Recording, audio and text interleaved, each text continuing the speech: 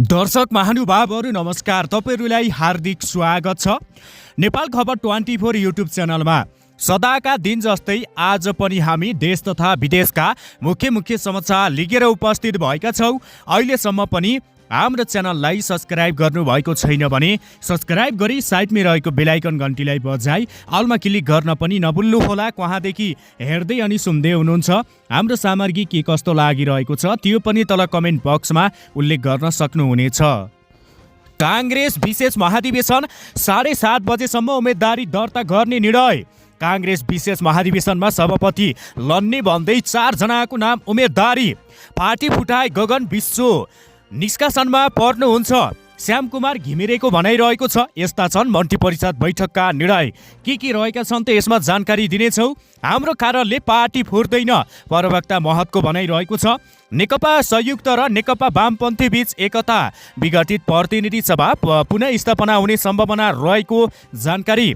जनतालाई परिवर्तनको अनुभूति दिलाउने काम सरकारी कार्यालयहरूमा, खरेलको भनाइरहेको छ। जारी विशेष महाधिवेशनले पार्टी विभाजनतिर धकेलियो।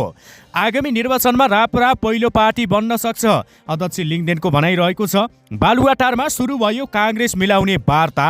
दर्शक बिन यस्तै सयौं महत्त्वपूर्ण समाचार अपडेट लिएका छौँ। भिडियो अन्तिमसम्म हेरेर सुनेर साथ दिनुहोला भन्दै सुरु गरौँ आजको पहिलो तथा विशेष खबरतर्फबाट। दर्शक बिन नेपाली काङ्ग्रेसको विशेष महाधिवेशन निर्वाचन समितिले साँझ 7:30 बजेसम्म उम्मेदवारी दर्ताको कार्यक्रम तय भएको जानकारी दिँदै आइरहेको छ। निर्वाचन समितिका संयोजक सीताराम केसीका अनुसार साँझ 6:30 बजेदेखि 7:30 बजेसम्म उम्मेदवारीको समय तोकिएको छ। उनले त्यसपछि मनोनयनका लागि समय थप नगर्ने पनि बताएका छन्। साँझ 6:30 बजेदेखि 7:30 बजेसम्म उम्मेदवारी दर्ता गर्ने समय तोकिएको छ। अब समय थप हुँदैन, मतदान सहितको परिमार्जित कार्यतालिका सार्वजनिक गर्दैछौ। उनले भने राति मतदान हुँदैन, भोलि बिहानबाट कार्यक्रमहरूलाई निरन्तर दिन्छौ। 9 घण्टादेखि विशेष महाधिवेशनको बन्द सत्र जारी रहेको छ। चिया खानाको लागि ब्रेक नगरी बन्द सत्र जारी राखिएको छ। 2 महामन्त्री गगन थापा र विश्व प्रकाश शर्मा सबै समय बन्द सत्रमा रहेको जानकारी गराएको छ। बन्द सत्र अब 2 घण्टा चल्ने र आएका सुझावहरूलाई समेट्ने सचिवालयले जानकारी दिँदै आइरहेको छ। आज साँझ 2 महामन्त्रीले सम्बोधन गरेपछि मात्रै बन्द सत्र सकिने जानकारी समेत दिँदै आइरहेका छन्। दर्शक बिन आउनु सभाहरूको खबरतर्फ लागौ। नेपाली काङ्ग्रेसको विशेष महाधिवेशन निर्वाचन समितिले उम्मेदवारीका लागि फारम वितरण गरिरहेको छ। साँझ 7:30 बजेसम्म मनोनयनको समय तोकिएको छ। निर्वाचन समितिका अनुसार अहिलेसम्म सभापति पदमा उम्मेदवारी दिने भन्दै 4 जनाले फारम लिएर गएका छन्। फारम लैजानेको नाम नम्बर केही टिपिएको छैन। निर्वाचन समितिले मनोनयन दर्ताको समयमा मात्रै सबै विवरण लिखित राखिने जनाएको छ।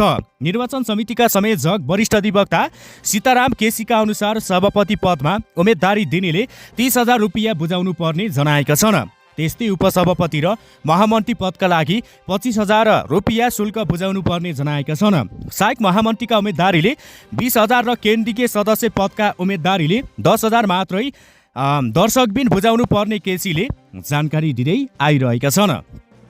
विवाद मिलाउन विशेष पक्ष र संस्थापन समूह बीचको छलफल पनि जारी रहेको छ। उक्त छलफलले के निष्कर्ष निकाल्छ, सोही अनुसार विशेष महाधिवेशनको निर्वाचन प्रक्रिया अगाडि बढ्ने र विशेष पक्षको काम कारबाही हेरेर रणनीति बनाउने पक्षमा संस्थापन समूह रहेका छन्। संस्थापन समूहले पार्टी केन्द्रीय कार्यालयमा केन्द्रीय समिति बैठक बस्दैछ। कार्यवाहक सभापति पुराबहादुर खड्का केन्द्रीय समिति बैठक रोकेर नेताहरूसँगको छलफलमा रहेका छन्। दर्शक बिन आउनुहोस् अब अर्को खबरतर्फ लागौ। सरकारले दर्शकबिन मानव बेचबिखन विरुद्धको राष्ट्रिय नीति 2082 स्वीकृति गरेको छ।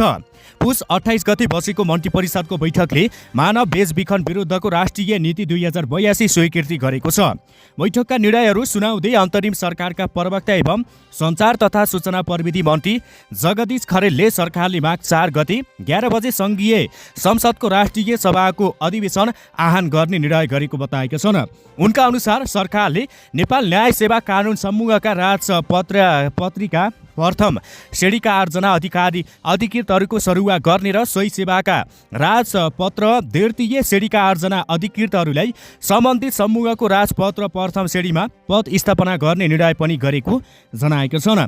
2082 माघ 26 देखि 28 गतेसम्म इटलीको रोमामा आयोजना हुने 49औं session of governing council of the international fund for कृषि तथा पशुपन्छी विकास मन्त्री डाक्टर मदन प्रसाद परियारलाई सहभागी हुन स्वीकृति प्रदान गर्ने निर्णय गर्दै आइरहेको छ।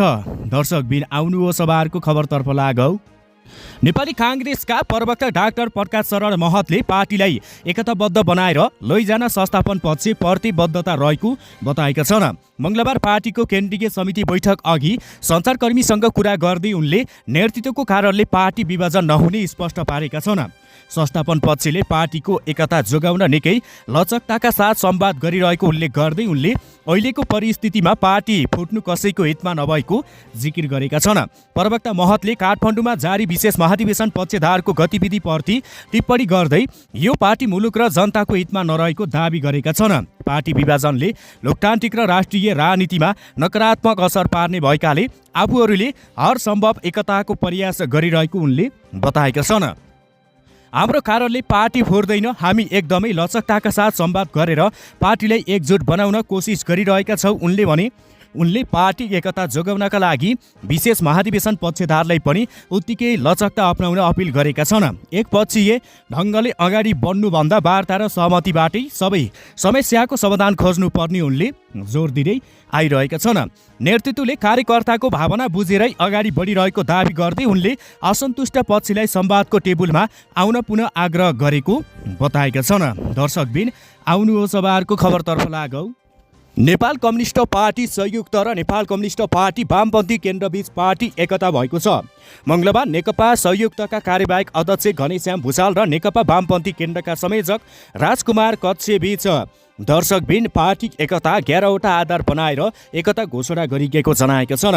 मार्क्सवाद लेनिनवाद तथा मानव जातिले प्राप्त गरेका स्वतन्त्र र मुक्तिका मूल्याङ्कनहरूको मार्गदर्शनमा कम्युनिस्ट आन्दोलनको अभ्यास र विकास गर्दै वैज्ञानिक समाजवादको अगाडि बढ्ने एकताको आधारपत्रमा भनिएको जनाएका छन्। त्यस्तै विश्व साम्राज्यवाद तथा वित्तीय पुँजीवादीले सिर्जना गरेका सबै खालका असमानता शोषण दमन विभेद युद्ध गरिब आदिको विरुद्ध सबै राष्ट्रहरूको स्वतन्त्र स्वाधीनता समानता शान्ति तथा समाजवादको पक्षमा योगदान गर्ने पनि दुई पक्षबीच सहमति भएको जानकारी दिँदै आइरहेका छन्।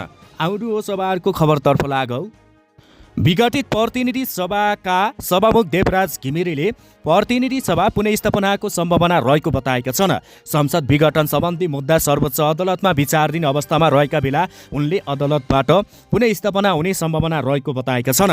मङ्गलबार झापा क्षेत्र नम्बर 2 मा आयोजित अन्तर्क्रिया कार्यक्रममा बोल्दै सभामुख घिमिरेले संसद भङ्ग गरेर संविधानलाई जबरजस्ती लिङ्क बाहिर पुर्याउने काम गरिरहेको दोहोऱ्याउँदै आइरहेका छन्। उनले संविधान र कानुन अनुसार आफूले आगामी फागुन 5 गतेसम्म पदीय जिम्मेवारी निर्वाह गर्नुपर्ने अवस्था रहेको जिकिर गर्दै सोही अनुसार अगाडि बढिरहेको दावी गरेका छन्।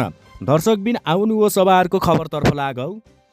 सञ्चार तथा सूचना प्रविधि मन्त्री जगदीश खरेलले जनताले प्रत्यक्ष महसुस गर्ने गरी सेवा प्रवाह गर्न कर्मचारीलाई निर्देशन दिँदै आइरहेका छन्। मङ्गलबार काठमाडौँ जिल्ला प्रशासन कार्यालयको अनुगमनको क्रममा उनले कर्मचारीहरूलाई राष्ट्र सेवक भएको अनुभूति दिलाउने गरी काम गर्न सचेत गराएका छन्। नेपाल सरकारका प्रवक्ता समेत रहेका मन्त्री खरेलले जेन्जी आन्दोलन र बदलिदो राजनीतिक सन्दर्भलाई आत्मसात गर्दै सेवामा सुधार ल्याउनु पर्ने जोड दिँदै आइरहेका छन्। मन्त्री खरेलले कर्मचारी र जनताबीचको सम्बन्ध नङ मासुको जस्तो हुनुपर्ने भन्दै जनसेवाको कामलाई थप प्रभावकारी बनाउन आवश्यक रहेको स्पष्ट पारेका छन्। सरकारी कार्यालयहरूबाटै जनताले परिवर्तनको वास्तविक अनुभूति पाउनुपर्ने उनको भनाइरहेको छ। हामी कर्मचारी र राजनीतिज्ञ दुवै जनताका सेवक हौ भन्ने विश्वास जति दिलाउन सकिन्छ त्यति नै जनतामा यो राज्य राष्ट्र र कर्मचारी तन्त्र मेरो हो भन्ने अपमान बन्ने बताएका छन्। अनुगमनको क्रममा मन्त्री खरेलले काठमाडौँ जिल्ला प्रशासन कार्यालयको हालको सेवा प्रवाहप्रति सन्तोष व्यक्त गरेका छन्। सो अवसरमा प्रमुख जिल्ला अधिकारी ईश्वरराज पौडेलले कार्यालयबाट भइरहेका विभिन्न सेवा र प्रशासनिक कामबारे मन्त्रीलाई जानकारी गराएका थिए। मन्त्री खरेलले जनताको काममा ढिलासुस्ती नगर्न र प्रवृत्तिको प्रयोगलाई प्राथमिकता दिन समेत आग्रह गरेको जनाएका छन्। नेपाल सरकारका प्रवक्ता समेत रहेका मन्त्री खरेलले जेनजी आन्दोलन र बदलिरो राजनीतिक सन्दर्भलाई आत्मसात गर्दै सेवामा सुधार ल्याउनु पर्ने जोड दिँदै आइरहेका छन्। मन्त्री खरेलले कर्मचारी र जनता बीचको सम्बन्ध नङ मासु जस्तो हुनुपर्ने बताएका छन्। यति भन्दै बिदा हुन चाहन्छु। हस्त धन्यवाद दर्शकबिन।